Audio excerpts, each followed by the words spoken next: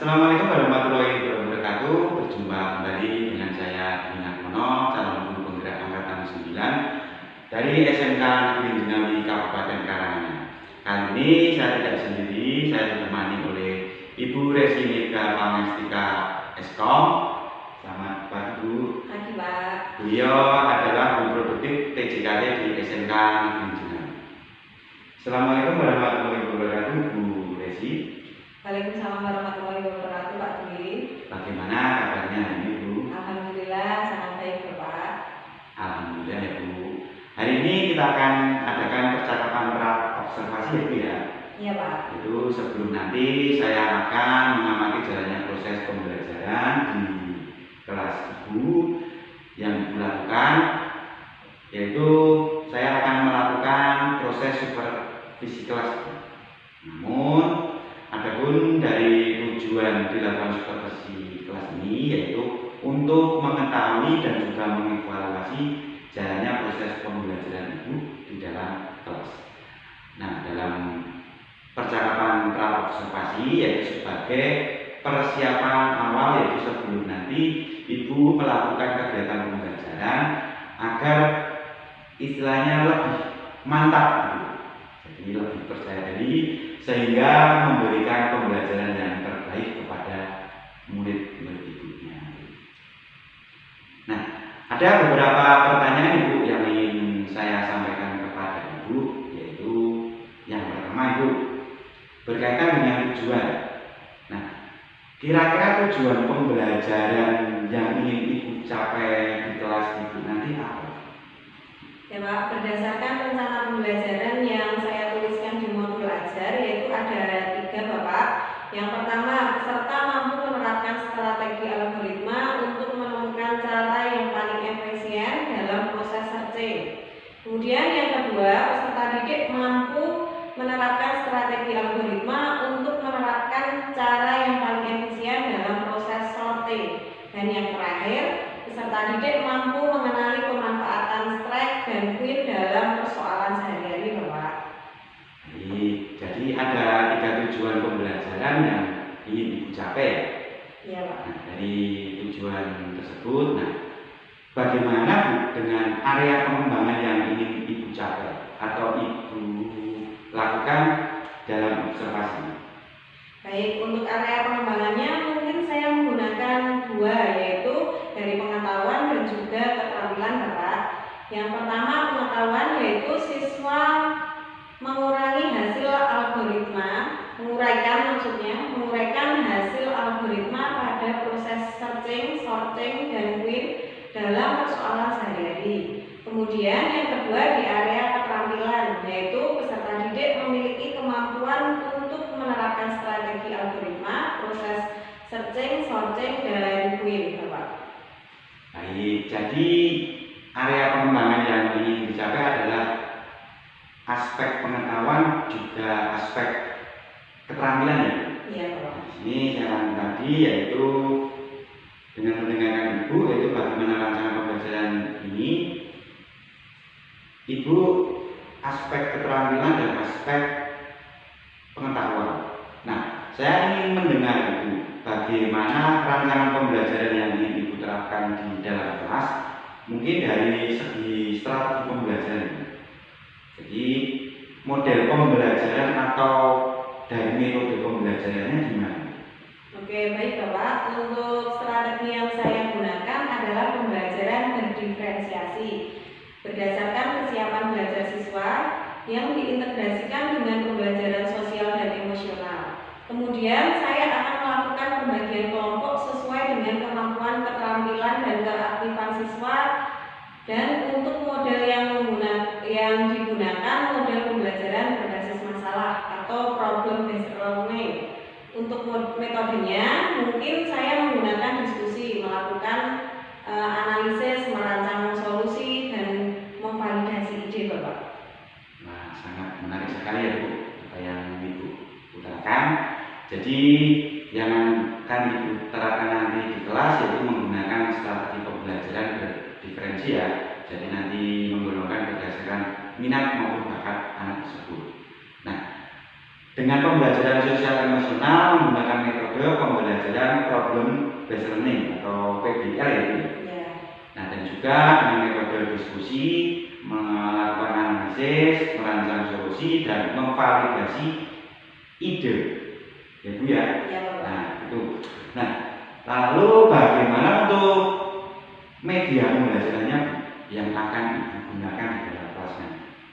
Untuk media pembelajarannya mungkin saya akan menggunakan beragam contoh teks laporan, hasil observasi, yang kemudian LKPD, lembar kerja siswa, kemudian disalin di PowerPoint dan juga dilaporkan dan ditampilkan proyektor.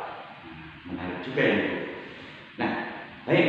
Nah, kira-kira kapan Ibu? Saya sudah tidak sabar lagi untuk melakukan kegiatan pembelajaran tersebut. Istilahnya melihat dari Ibu menyampaikan materi di kelas dengan metode maupun penerapan yang Ibu utarakan tadi. Saya sudah penasaran kira-kira hari apa dan jam berapa agar saya bisa memantau kegiatan itu tersebut. Nah, kebetulan saya ada di hari Senin Pak, yaitu jam ke-8 sampai jam ke-10 di kelas 10 TJKT 1. Nah, di hari Senin besok ya Bu ya? Iya Bapak. Baik, jadi nanti di hari Senin besok itu di kelas berapa tadi? 10 TJKT 1 ya Bu ya? Iya Bapak. Dari jam 8 sampai jam 9. Nah, nanti saya akan datang ke kelas Ibu. Saya akan melakukan supervisi kelas. Saya akan melihat dan juga mencatat apa saja yang terjadi di kelas Ibu. Nah, nanti setelah itu dalam kegiatan itu nanti saya akan melakukan observasi ya Bu ya, atau pembelajaran di dalam kelas yang akan ada percakapan. Jadi nanti setelah melihat pembelajaran Ibu, nanti saya akan melakukan percakapan kembali yang dinamakan percakapan pra observasi. Nah, dari pra observasi ini nanti saya melakukan observasi di dalam kelas. Nah, nanti setelah itu kita melakukan obrolan lagi yaitu di pasca observasi yang nanti akan didampingi juga oleh pendamping atau istilahnya pengajar praktek saya Ibu. Jadi nanti saya meminta istilahnya tanggapan Ibu setelah melakukan observasi atau istilahnya pembelajaran di kelas. Nah, sebelum kita akhiri dari obrolan kita ini Bu, kira-kira apa sih Bu yang Ibu dapatkan dari obrolan kita ini, dan istilahnya apa yang bermanfaat yang Ibu dapatkan dari percakapan kita hari ini? Saya mungkin mendapatkan gambaran media apa yang akan saya gunakan nanti Bapak. Kemudian media yang saya gunakan nanti bisa saya persiapkan mulai dari sekarang. Seperti itu. Iya Bu, jadi sudah mendapatkan gambaran ya Bu tentang apa yang nanti mau Ibu lakukan waktu saya nanti berkunjung di kelas itu. Iya Pak. Baik Ibu, terima kasih untuk waktunya yang sudah meluangkan waktu untuk berbincang-bincang dengan saya di percakapan pra observasi ini ya Bu ya.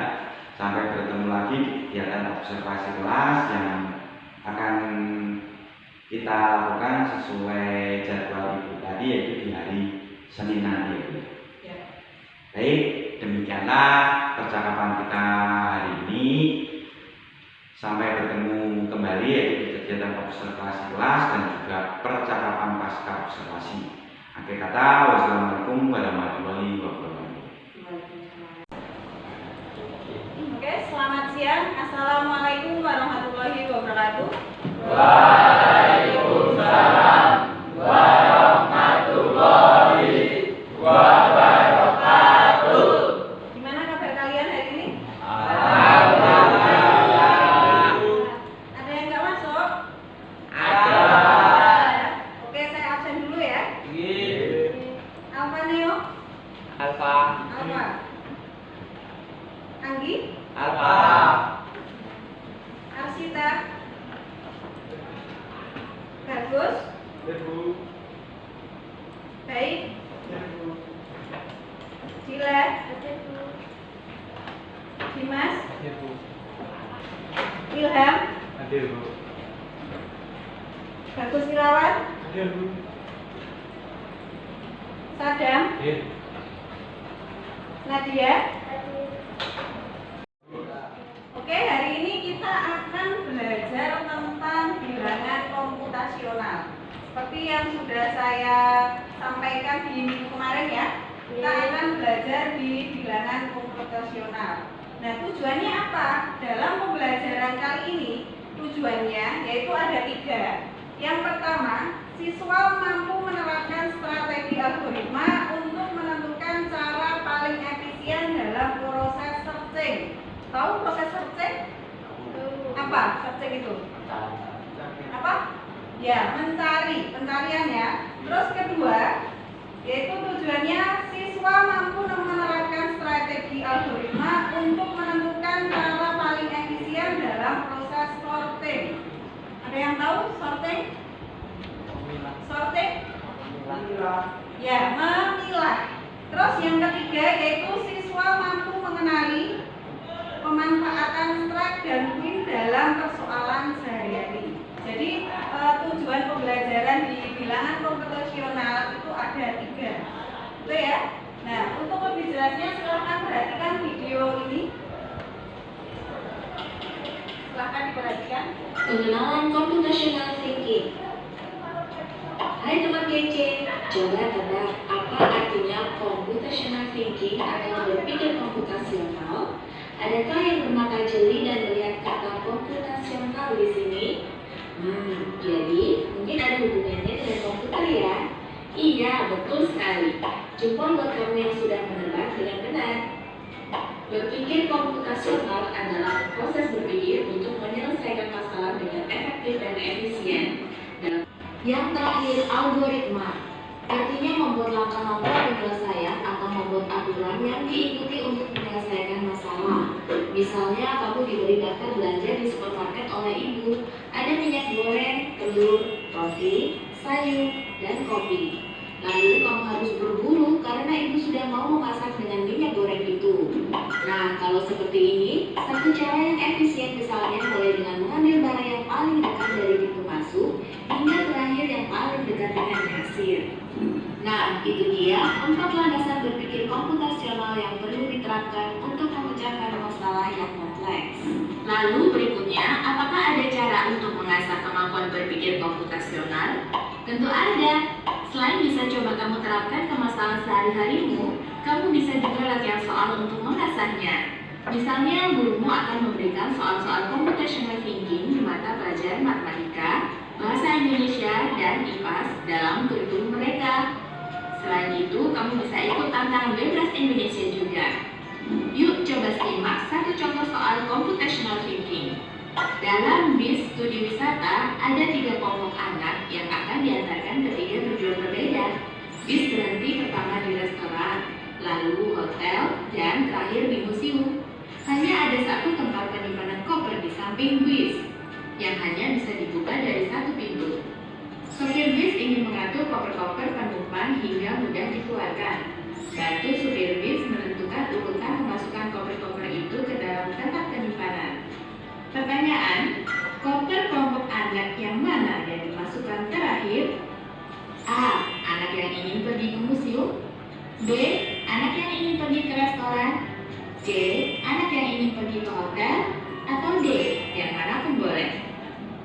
Dari video ini, coba dilihat pertanyaannya, koper kelompok anak yang mana yang dimasukkan terakhir? Kira-kira jawabannya apa? B. Apa? B. B? B apa A? Coba dilihat dulu. Jawaban pertama kita kemana?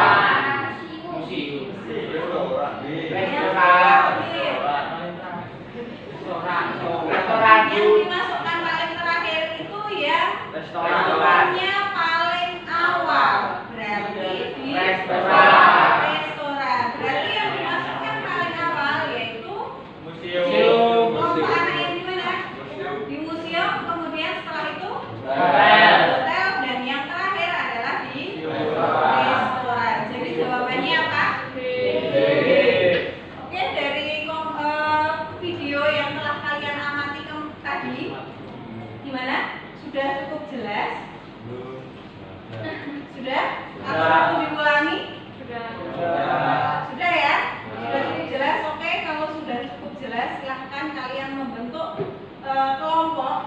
Silahkan satu kelas ini silahkan dibagi menjadi 4 kelompok. Silahkan dibagi menjadi 4 kelompok sesuai dengan gaya belajar yang kalian minati. Silahkan segera ya. Jadi 4 kelompok. Ya, silahkan menduduki kelompok pertama, kedua, ketiga, dan keempat. Ya. 1, 2, 3, 4. Langsung. Berarti ini kedua sini. Sudah, silahkan kalian diskusikan tentang video yang telah Buresi sampaikan tadi, sudah kalian lihat tadi. Silahkan kalian diskusi tentang bilangan komputasional. Silahkan kalian diskusi tentang contoh dalam kehidupan sehari-hari tentang bilangan komputasional. Kemudian nanti silahkan kalian tuangkan di Canva. Itu ya. Jadi silahkan diskusi dengan kelompok masing-masing. Nanti hasilnya di Canva. Itu cukup jelas? Ada yang ditanyakan? Diskusi? Tidak? Oke, silahkan.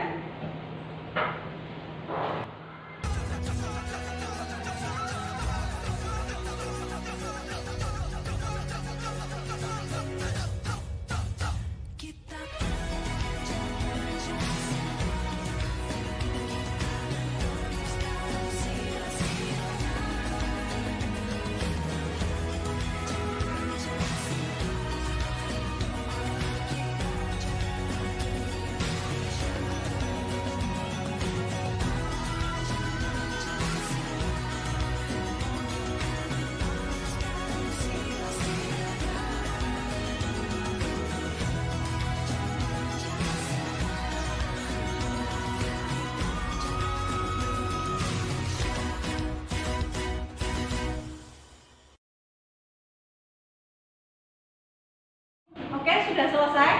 Sudah? Jadi kesimpulannya apa? Pembelajaran hari ini? Bilangan komputasional ada berapa? 4. Yang pertama? Dekomposisi. Kedua? Abstraksi. Terus? Pengenalan pola. Dan yang terakhir adalah? Algoritma. Nah, dekomposisi itu yang seperti apa? Membagi masalah kompleks menjadi bagian-bagian kecil. Ya, jadi membagi masalah-masalah kompleks menjadi bagian-bagian kecil. Jadi ketika ada masalah harus diselesaikan. Jadi harus diringkas dulu masalahnya apa. Kemudian yang kedua ada abstraksi. Kedua, abstraksi. Abstraksi itu yang gimana?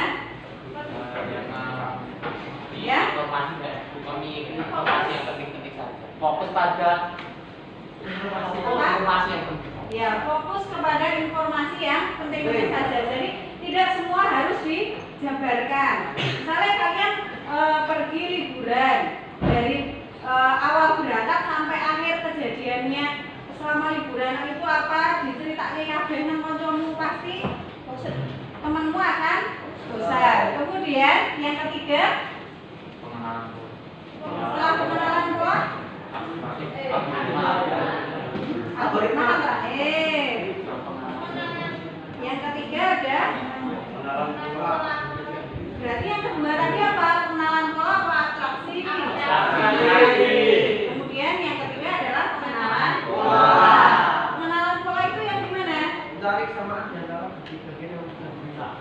Ya, mencari kesamaan.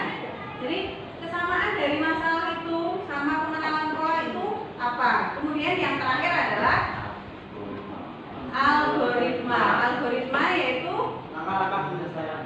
ya langkah-langkah penyelesaian masalah. Jadi masalah yang sudah kalian alami penyelesaiannya itu gimana? Jadi langkah-langkahnya harus diurutkan. Itu adalah algoritma. Sampai sini ada yang masih bingung? Tidak ada? Tidak ada pertanyaan? Tidak ada. Kalau tidak ada, saya akhiri ya. Persiapan pulang, silahkan visinya di mana? menantikan. Tempat duduk semuanya, siap. Sebelum pulang, mari kita belajar sama-sama. Menurut teman-teman kepercayaan masing-masing juga berusaha depan.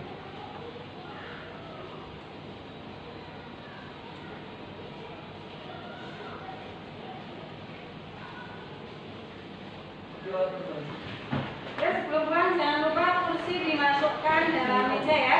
Ya. Kami hati-hati, saya akhiri. Wassalamualaikum warahmatullahi wabarakatuh.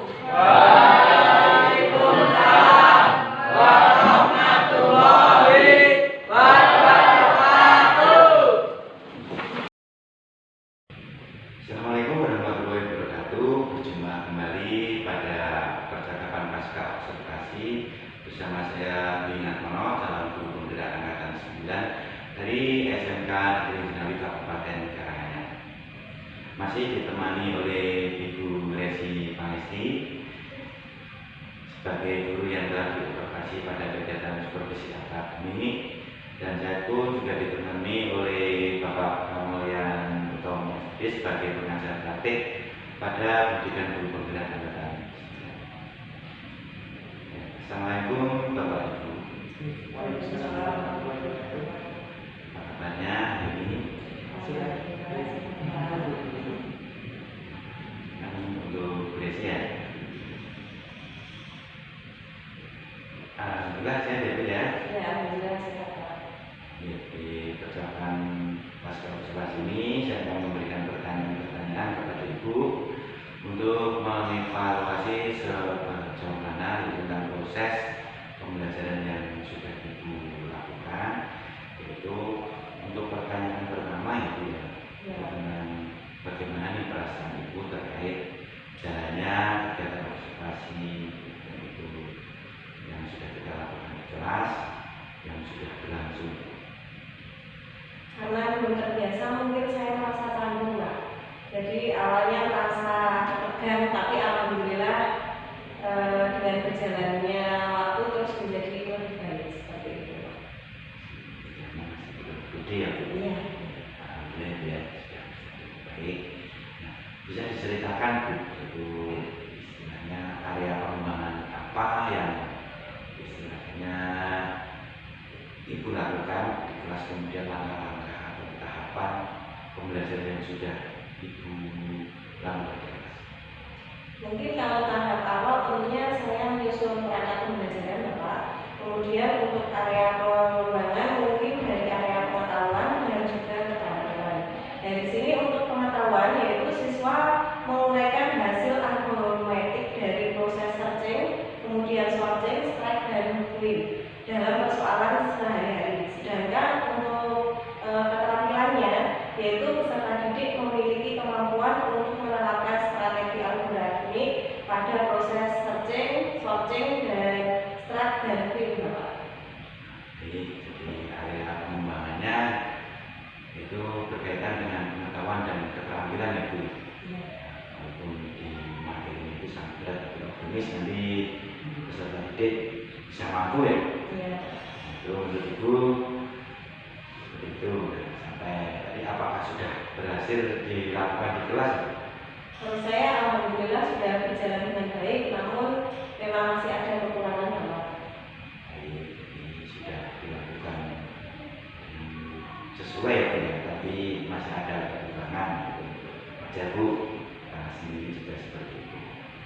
Menurut Ibu, kekurangan atau mungkin kendala-kendala apa yang Ibu hadapi di segi melakukan proses pembelajaran tersebut? Ya, untuk kekurangan yang sering terjadi ya tentunya mungkin dialami oleh banyak Bapak Ibu guru ya Pak. Yang lain juga yaitu masih ada beberapa siswa yang tidak ingin terlibat dalam kegiatan belajar tersebut. Artinya siswa tersebut kurang aktif begitu Pak. Gitu. Jadi masih istilahnya masih ada siswa yang kurang aktif atau istilahnya masih mengandalkan teman, ngender gitu bahasa Jawanya itu. Nah, kira-kira hal itu terjadi kenapa ya? Kurang aktifnya anak itu kenapa kok tidak mau ikut istilahnya diskusi atau terlibat dalam hal tersebut? Mungkin dalam segi pembagian kelompok dengan jumlah siswa yang terlalu banyak, Bapak. Jadi saya akan mencoba untuk pendekatan yang sesuai dengan minat anak.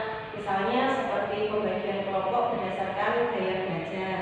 Ada gaya belajar visual, kemudian auditori dan kinestetik, sehingga anak akan merasa lebih nyaman.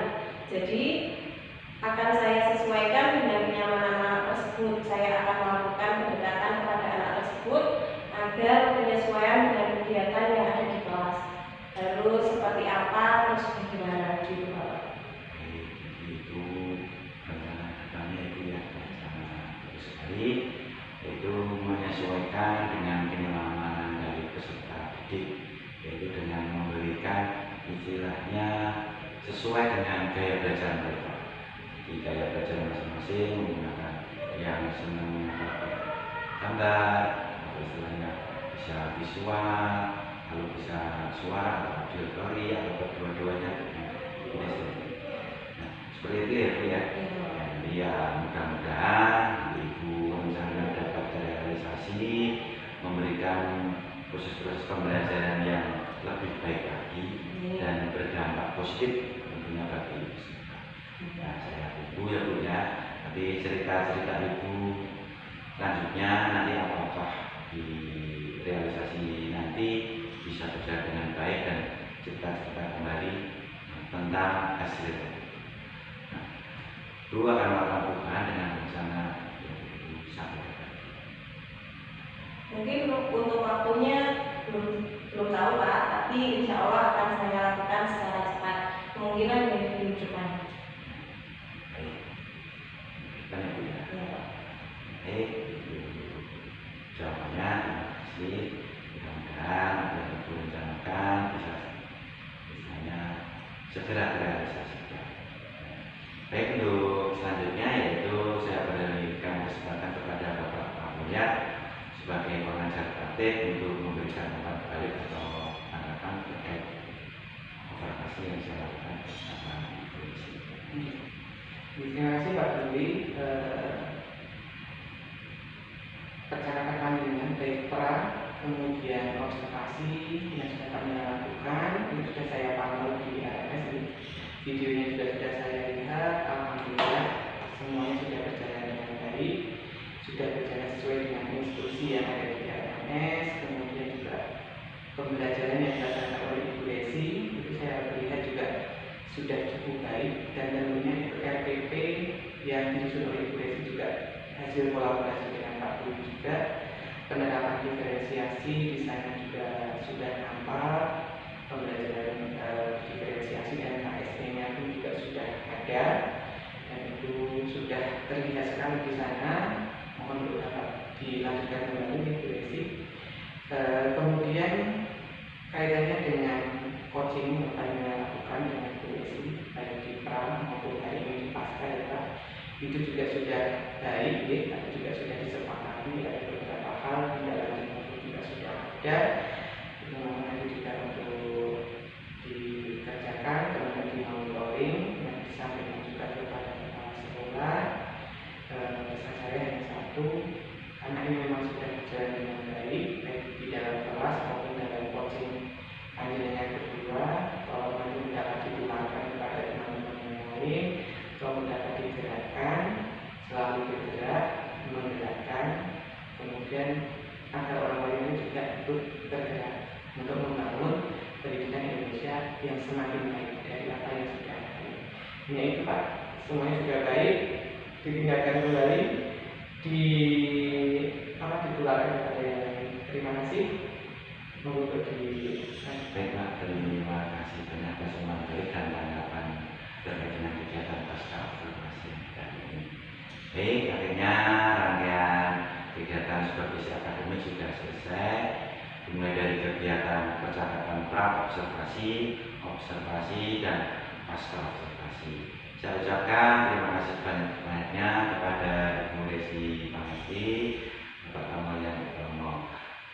Baik, untuk pertemuan hari ini saya akhiri. Akhir kata, wassalamualaikum warahmatullahi wabarakatuh. Waalaikumsalam.